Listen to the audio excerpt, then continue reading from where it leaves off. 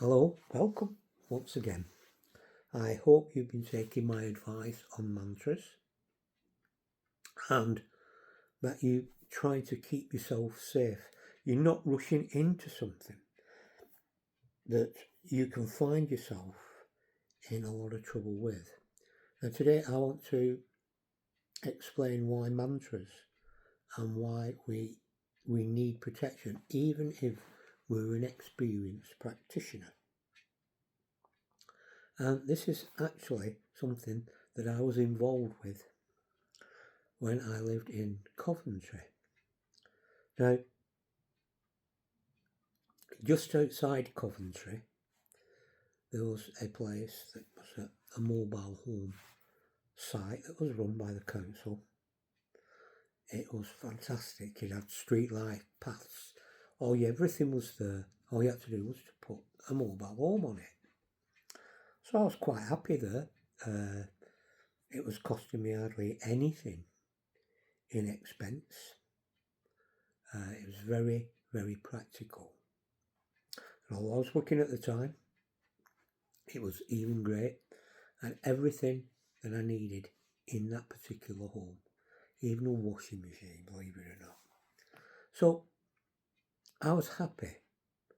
I was practicing, and next door to me was a lady who introduced herself as a witch. And I thought she would be a bit but she noticed a few things and so spoke to me. And she talked about, she was in a coven, and the guy that run the coven used to visit her now and again, and she tried introducing him to me, but he just was very aloof, and I can understand that. We were just neighbours. Now, I realised when I'd spoken to her that she seemed to always feel that she was on edge when she was speaking. Now, I can understand why somebody would feel on edge if you're speaking to somebody who practices as a practitioner and you're practicing something completely different, or you're practicing things that you'd rather not reveal. A lot of people are private. They don't want to share because they just like to have that edge over somebody else. There's a nice something for them to feel that they know something that other people don't. Now, I respect that as well. But what I started to do is that sometimes she would pop over and we'd have a coffee.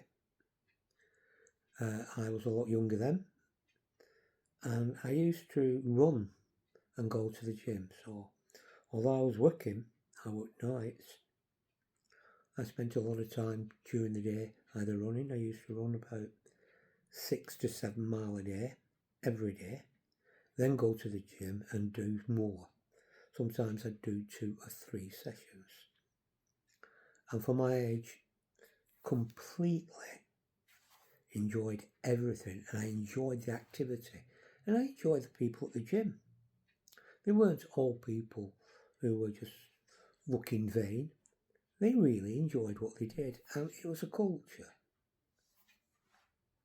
So this particular day, I'd been out and I'd been running, and as I returned home, I used to jump over the gate, and that was my sort of buzz thing. You know, I can still do this at my age. So the next thing was I started to hear somebody crying, and so I looked over the fence, and there she was. Poor girl sat on a doorstep, crying her heart out. So I asked her what was up. Now this is why we need mantras.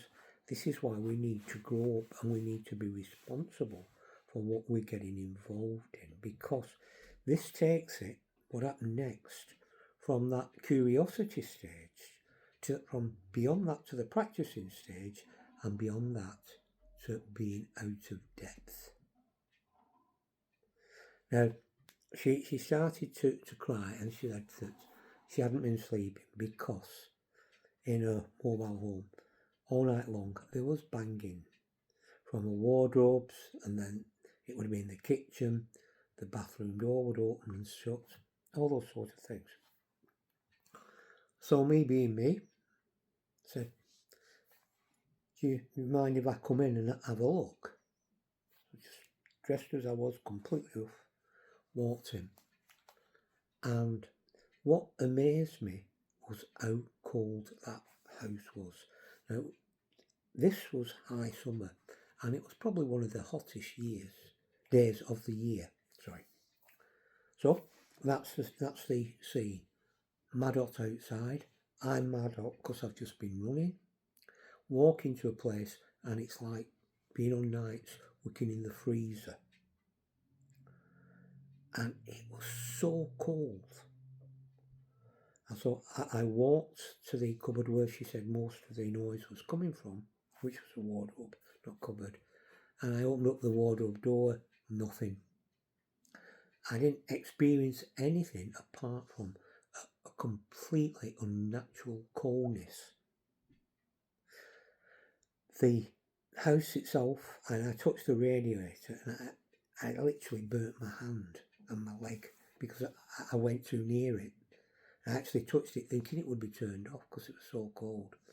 She'd got a gas fire on. She'd got those electric heaters on.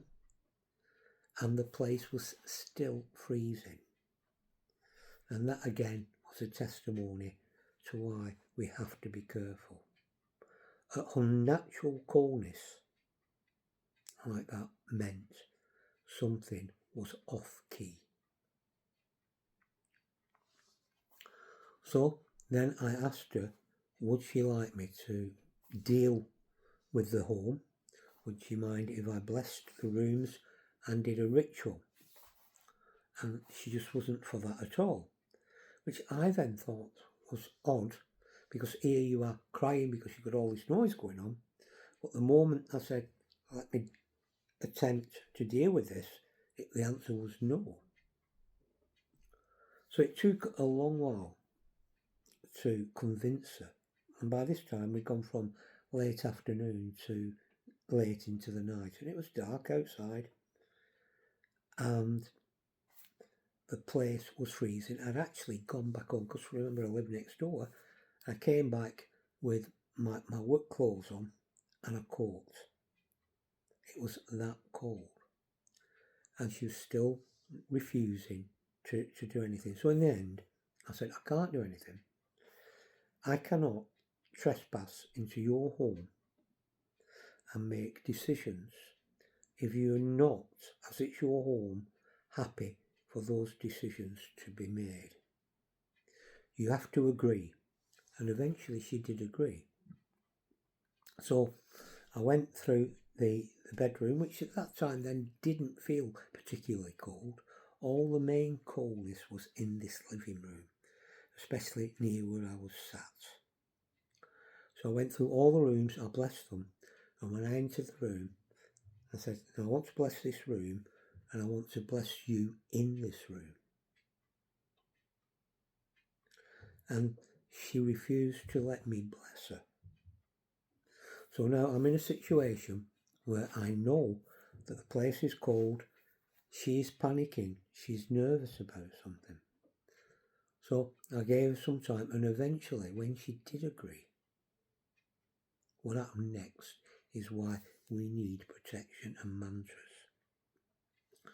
As I started to bless her, I was sat down, and next to me, to my left-hand side, was one of those big aspidistra plants, the ones that's in those big green buckets, and you've got all the gravel round the bottom, and they're growing quite tall. And all of a sudden, from there, I just felt this thing come across from behind me, from that plant, and start to manifest itself like a Star Trek beaming down project. And as it was doing that, I was able to say some things, and before it fully made form, it disappeared. But what happened when it disappeared and it left was that the room went from freezing cold to absolutely roasting. All that heat, and now the doors had been shut, so it was even sort of more condensed. It was like opening the oven door. It was just like opening an oven door. The heat just went rush. So the next thing was to turn everything off, open doors, open windows to let the heat out. And then, when we'd done that, she turned and she looked at me and she said, my stones, what have you done with my stones? I said, you've not been anywhere away from me. You can see I've not touched any stones. Where were your stones? And this big aspidistra pot, which was next to me, she knelt down like a mad woman and like a child on the beach, combing all the gravel, shouting, me stones, what have you done with my stones? They've gone, where are my stones? And those stones are what she'd been using to put curses on people. And part of the coven that she was involved with, they were used in that. And she made a living out of putting curses on people. Now, you don't make a living out of putting an X on somebody if the majority of X's weren't actually proven to be happening. And she was absolutely annoyed that the stones had gone and that her income had gone. Now, I can understand it. To her, that would be like, you've just been made redundant. You know? And nobody wants to be unemployed, but you have to be realistic. Whatever this woman was involved in was actually affecting her mental health. And this is why we have to be careful. There's always a price to be paid. So, the next day, I got a phone call from the local church where she'd been down to see them. Why, I don't know. And they asked me what had happened. Why was this woman so upset? So I explained to her that she had had a possession in the house and that she'd used that possession for things that weren't nice. I didn't want to say too much. And that night before, or the early hours of that morning, whatever it was had been dealt with. It had been taken away. It was removed. And this guy said, I know you're lying. This is a minister telling me he knows I'm lying because God had told him so.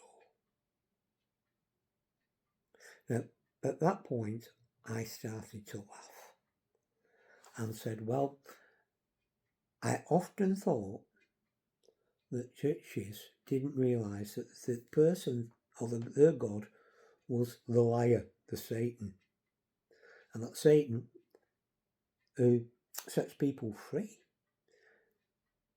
Let me just digress for a second what I mean by that. The Garden of Eden, if the story is correct, Satan bewitches, by the use of a snake, Eve. And when Eve eats of the apple, and so does Adam, their eyes are open and they can see the difference between good and evil. You can see it. It becomes a reality. And all the knowledge that they gained over the centuries put a man on the moon. Gave us nuclear power, gives us nuclear bombs as well. That's down to how you use, but the knowledge that we have, and now with AI. All that came, if you believe it, from the Garden of Eden because of that one transgression. But yet you ask somebody, would you want to give up your so-called curse? And people don't want to. They don't want to at all. No, I like being able to think for myself. I don't like to be told by somebody else what to do. And that really means that what they enjoy most, and these are ministers priests, they all want the same.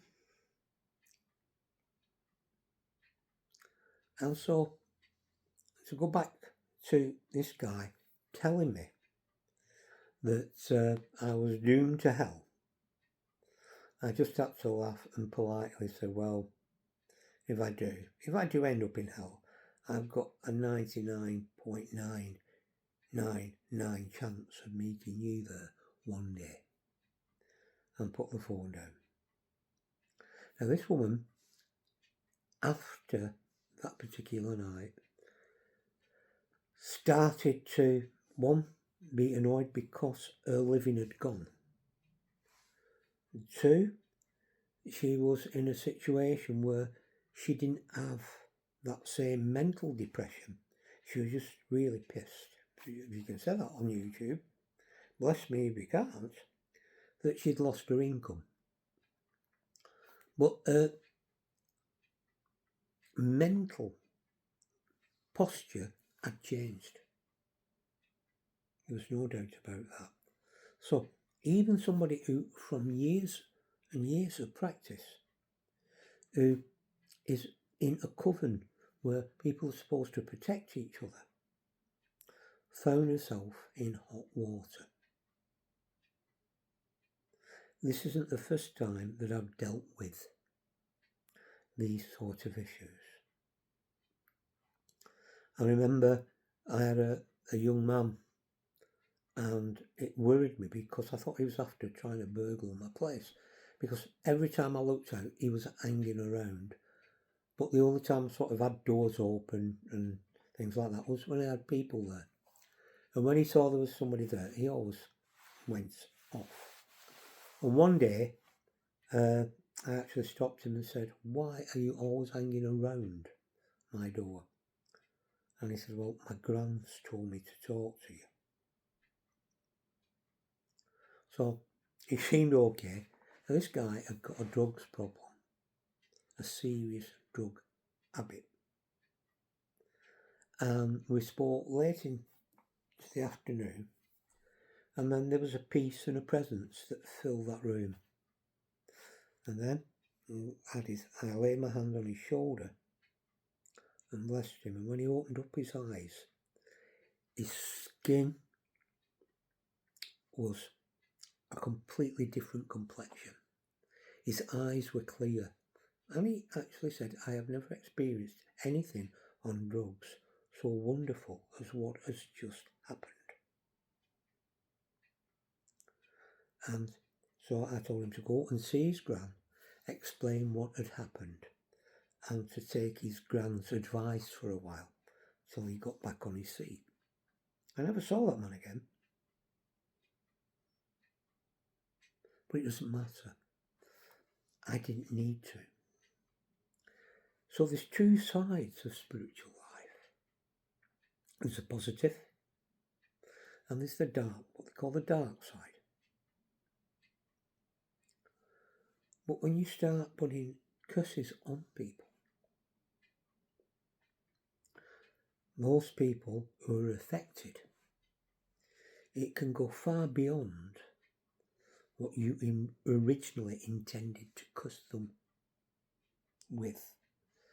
Because once the demonic side kicks in, it can become very complex. Now, why I'm talking about this is because many people talk about wanting to summon demons.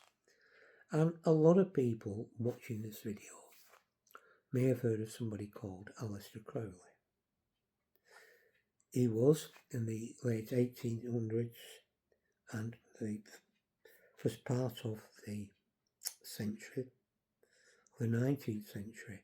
He was a very famous occultist. In fact, if anybody reads tarot, from his little group came the Rider-Waite tarot deck that's very popular today. Aleister Crowley had initiates, and those initiates went to extreme lengths to practice. Now, you cannot practice that sort of demonic conjuring, if you're working, if you've got a family, and if you've got other things going on, it is 100% commitment. And when Aleister Crowley took on one particular demon, it sent him mad. He ended up with horrible health, and he died almost alone in a bedsit on the coast. That's what happened. Now, we see the rituals on the television, like Eyes Wide Closed. Did you see the film? I know it's been on, so talked about on YouTube quite a lot. But in that, the people that are involved in the demonic worship, they have a vast amount of wealth. It's commitment, absolutely commitment. It's almost like being a monk. There's no way that you're going to get up in the morning, drop the kids off at school, come home in the afternoon, summon a demon, and then be back at school for 4 o'clock to pick them up. It's not going to happen. You can have all the free time in the world, but to understand the practice behind this summoning of demons, it just doesn't happen by saying, "Oh, pretty devil, come and sit in my hand, will you?" I know I'm being facetious, I mean, stupid saying that. But we don't have that sort of finances. And the knowledge involved, the ritual knowledge, cannot be attained. That's why we have certain groups that are famous for the secrecy, the rituals behind it, of people praying for such a long time, days, weeks, months, who spend their lives praying for protection for the people that are going to go forward, just to summon these creatures. Now, we don't have, I know I don't, and I don't think many of my viewers have that sort of backing behind them. And that's what is needed to move into that genre. Now, most of us want to maybe do a little bit of ask if granny's okay, if you've lost a loved one, to know that they are okay. Now, I can give you some comfort on that,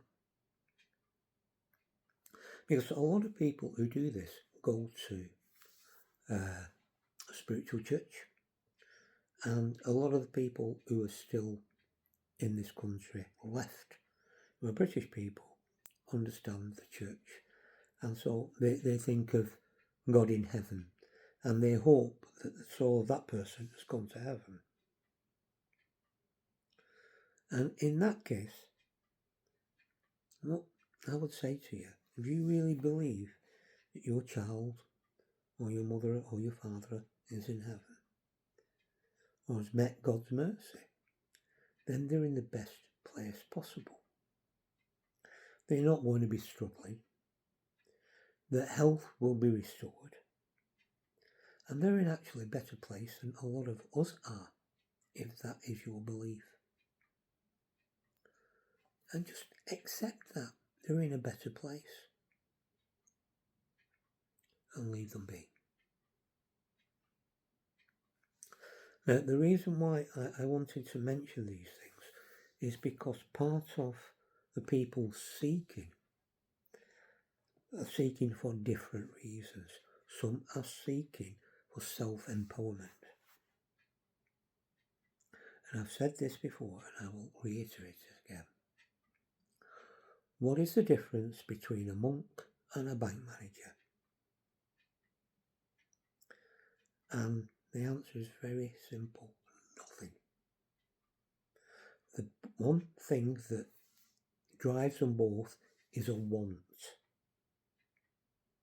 The bank manager sees wealth, he sees the bank, he sees money as the way to wealth. And all his colleagues, all the things that he hears and pursues are in the pursuit of wealth. And, you know, a lot of spiritual people, a lot of people who are involved in witchy sort of things are seeking or want. They want something more. So this is the point I'm making. We all have wants. But why do we want wants? And sometimes it's because we're sold them. Now, have you been sold a want to be able to conjure up devil? Or want to read cards? I'm a tarot reader. It's a gift. But there is a want from the bank manager. He wants more. He wants a bigger house, more money, a bigger car. It's always a want of more, better. And it's not fueled by his need. It's fueled by the advertisements that sold him that. And that if one person gets it in the certain field of wherever you're calling friends, then everybody else will want it. And the word want, it's a want, but it's just you having a want. And it makes you no better, no more spiritual than the bank manager. And the monk is no more spiritual than the bank manager, because whether they see it in themselves or not, they're chasing a want, as something they haven't got. And to be honest with you, everything that you need, from your breath to what goes on in your brain matter, you have. It's just you being you. So I would just suggest, because somebody's just turned up now and they're outside my window shouting and talking, and I'm trying to do a blog. It happens all the time, but there we go. So the thing is, remember, it's a want, and it's not a need. It's the latest want, the biggest car, the bigger house, the nicer clothes, the boyfriend or girlfriend, the want, the everything is a want. And most of the time, we buy things that we don't need, because for some reason somebody told us and persuaded us that we do. We walk through shops, we go online, and as you can see here, a lot of the things that I have here, my altar, I made the mass, I do the painting, I make the mass. Some of it I purchased because I was walking past a second-hand shop, and the candlesticks were perfect for the altar. A couple of other bits and bats that I purchased, my tarot cards I purchased, although I do create my own cards. I've got decks that I've created for myself and by myself. So it's all about learning, but first of all, stop yourself and ask, what is it? Why do I need this? And make sure that we have got this thing going with Kali, K-A-L-I, mantras going. Learn them. The mantras that come through on YouTube, I would say, are brilliant. All you have to do is they come through with the English wording, so it's in English. Whether it's Kali, if you don't believe in Kali or the Hindu gods, what actually is going on here is that the mantra translated is the same mantras that I use for Lilith, Hecate, and Jesus. Jesus, the deity, not the Jesus of the Catholic Church, the Protestant Church, or the Evangelical Church, or the Jesus of the Mormons, Jehovah's Witness, or other. There is a Jesus, a deity, like Lilith, Hecate, and he's really great if you can get to know him. But the thing is, at this moment, it's not about the wants, it's about why am I? It's a ask yourself, what is it? The reason why I am here trying to progress. I've talked about being given a spirit within you that is driving you. When you spend time with yourself, you can just quietly, if you can do this, and it's very difficult, and if you can even go for a walk somewhere where it is quiet, sit down and just allow the peace and just say, ask them, invite this person who you want to, this deity, invite them to meet with you. And what in time will happen is that you'll find that you're in a peace that passes all understanding, and you can actually feel the presence come to you. Sometimes the voice will speak, and it won't, well, for me it's never in my ears. The voice is always internal. It's beautiful, it's without an accent, and it's clear, it's precise, and it doesn't, like me, go on and on and on for 31 minutes. So things are there. What I'm trying to do at this moment in time is warn you, if you're already practicing, we need protection. If you're going to start to move forward, we need protection. And what I've just told you is why we need protection. Do not despair. If you're listening to this video, thank you. Don't despair, but just keep asking and wait for the peace and the presence. And if the thing becomes uncomfortable, shut it down straight away. Just say, excuse me, I've finished now, I'm going, and make sure you walk through a door and leave that premises, even if it's into the bathroom. Leave that space, walk into the bathroom. If you've got a back garden, just go and have a walk in the back garden just for a minute. Just leave that room and leave the door open and tell it to leave. That's all you need, and it won't stay around. Thank you very much for listening. I find it difficult to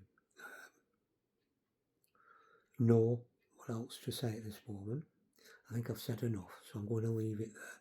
Have a great day, and go with my blessing and everybody else's blessing who loves you. Thank you. Bye-bye.